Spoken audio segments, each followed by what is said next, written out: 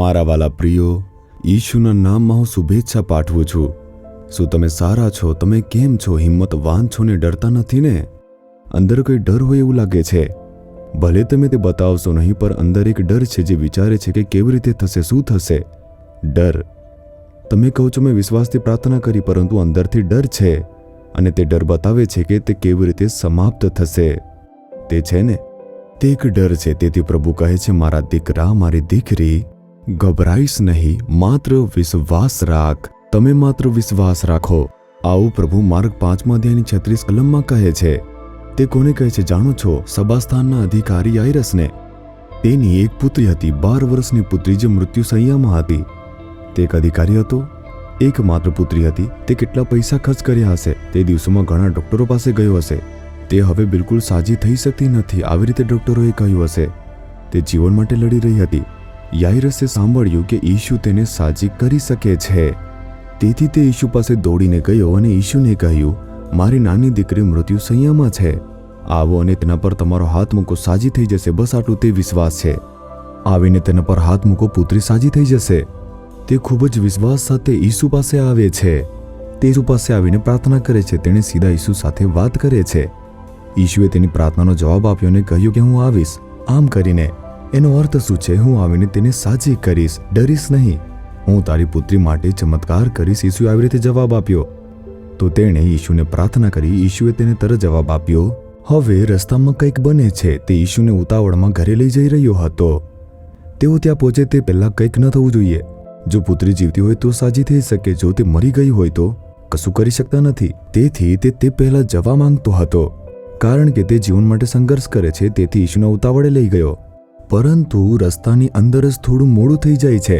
પછી ઘરેથી સમાચાર આવે છે કે તેની જે પુત્રી હતી તે ગુજરી ગઈ છે અને જે ગુરુને તમે લાવો છો તેને તકલીફ આપવાની જરૂર નથી. જો તે હવે આવે તો પણ તે શું કરી શકે છે? જો તે જીવતી હોત તો તેને સાજી કરી શક્યા હોત, પરંતુ તે ગુજરી ગઈ છે. તેની પુત્રી ગુજરી ગઈ છે, તેના સમાચાર આવ્યા. હવે તેને કેવું લાગતું હશે? હું ઈશુને મળ્યો છું અને તેમને પ્રાર્થના કરી છે. તેમણે જવાબ આપ્યો કે તે આવશે. પરંતુ હવે રસ્તાની અંદર જ એક વિપરીત સમાચાર, એક ખરાબ સમાચાર આવી ગયા છે. તેથી તે એકદમ ભાંગી પડ્યો હતો. તરત જ ઈશુએ યાઈરસને કહ્યું કે ડરીશ નહીં, કેવળ વિશ્વાસ રાખ. શું મૂળ ભાષામાં તેનો અર્થ શું છે તમે તે જાણી રહ્યા છો? Fear not, only believe. તેનો અર્થ શું થાય છે? Don't give up your faith. તમારા વિશ્વાસને તમે છોડશો નહીં. યાઈરસ, તું પહેલી વાર મળ્યો તો શું વિશ્વાસ કર્યો હતો? આવીને તેના પર હાથ મૂકીશ તો તારી પુત્રી સાજી થશે ને?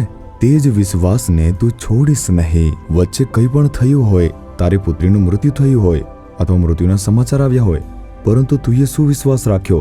આવીને તેના પર હાથ મૂકીશ તો પુત્રી સાજી થશે. જો તે બીમાર હોય કે મરી ગઈ હોય, તેનાથી શું છે? તારા વિશ્વાસને તું છોડીશ નહીં. આજે તે તમને કહી રહ્યા છે, જ્યારે તમે પહેલી વાર ખૂબ જ પ્રાર્થના કરી હતી ત્યારે તમે આ જે રીતે કહ્યું હતું અને જેમ જેમ પ્રાર્થના ચાલુ રાખી, પરિસ્થિતિઓ તે વધુ ખરાબ થતી ગઈ. પરિસ્થિતિ તે વધુ ખરાબ અને દયનીય બનતી ગઈ. મને કોઈ સારું કે અપેક્ષિત પરિવર્તન દેખાયું નહીં, બસ તેનાથી વિપરીત થયું. શું આમ વિચારી રહ્યા છો? ઈશુ કહે છે, જો વિપરીત થાય તો પણ તમે તમારી આશા છોડશો નહીં. મારા દીકરા, મારી દીકરી, તમે વિશ્વાસ છોડશો નહીં. તે પરિસ્થિતિમાં પણ ચમત્કાર કરશે. જો પરિસ્થિતિ વધુ ખરાબ થાય તો પણ, સમસ્યા તે વધુ ખરાબ થાય તો પણ ઈશુ પાસે તેને બદલવાની શક્તિ છે. તેથી જ પ્રભુ કહે છે કે વિશ્વાસ છોડશો નહીં. તે તમને જોઈને કહે છે. એ જ રીતે શું તમે વિશ્વાસ કરો છો? આવીને તેના પર હાથ મૂકીને દીકરી જીવિત થશે. તે જ વિશ્વાસને છોડશો નહીં. તે પ્રમાણે ઈસુ ત્યાં ગયા અને મૃત દીકરી પર પોતાનો હાથ મૂકી દીધો અને તે જીવિત થઈ ગઈ હતી. તેથી પ્રભુ કહે છે, વિશ્વાસ છોડશો નહીં. દીકરી, તમે વિશ્વાસ છોડશો નહીં. ઈશુ મારા માટે આ કરશે. ઈશુ મારા માટે માર્ગ ખોલશે. ઈશુ મારા પરિવારને બચાવશે. ઈશુ આ દેવાની સમસ્યા બદલી નાખશે. ઈશુ મને આ બીમારીમાંથી મુક્ત કરશે. ઈશુ આ બાબતની અંદર અદ્ભુત ચમત્કાર કરશે. શું વિશ્વાસ કરો છો? એ વિશ્વાસને કદી છોડશો નહીં. પરિસ્થિતિ તે વધુ ખરાબ બની શકે છે, વિપરીત બની શકે છે, પરંતુ તમે તેની ચિંતા કરશો નહીં. પ્રભુ તેને બદલી શકે છે. તમે તેમાં વિશ્વાસ કરો. તેથી જ તે કહે છે કે ડરશો નહીં અને કેવળ વિશ્વાસ રાખો. મારી દીકરી, તમારો વિશ્વાસ છોડશો નહીં. આવી રીતે તે કહે છે. તેથી હવે કહો કે હે પ્રભુ, હું મારો વિશ્વાસ છોડીશ નહીં. જેવી પણ પરિસ્થિતિ કેમ ના આવે, અથવા મારી પરિસ્થિતિ ગમે તે બદલાય, હું હજુ પણ વિશ્વાસ કરીશ. હું તમારા પ્રેમમાં વિશ્વાસ કરું છું. મને વિશ્વાસ છે તમે જે વચન આપ્યું છે તે પૂર્ણ કરશો. તમે મારી પ્રાર્થનાનો જવાબ આપશો. હું વિશ્વાસ કરું છું જ્યારે આમ કહેશો તમે એક ચમત્કારને જોશો.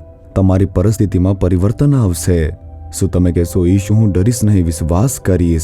હું ભય લાવનાર ભાવનાઓને ઠપકો આપું છું પ્રભુ. હું અવિશ્વાસની ભાવનાને મારાથી દૂર જવા માટે ઠપકો આપું છું. હું કોઈ પણ પરિસ્થિતિમાં વિશ્વાસ છોડીશ નહીં. તમે મારા માટે તે કરવાના છો. તમે ચમત્કાર કરશો, તમે મને બચાવશો, તમે મને સાજા કરશો, તમે દરવાજાને ખોલશો અને મારી જરૂરિયાતોને પૂરી પાડશો. ચમત્કાર કરશો પ્રભુ. તમે જે કહ્યું છે તમે મારા માટે કરશો. ઈશુના નામમાં આમેન, આમેન.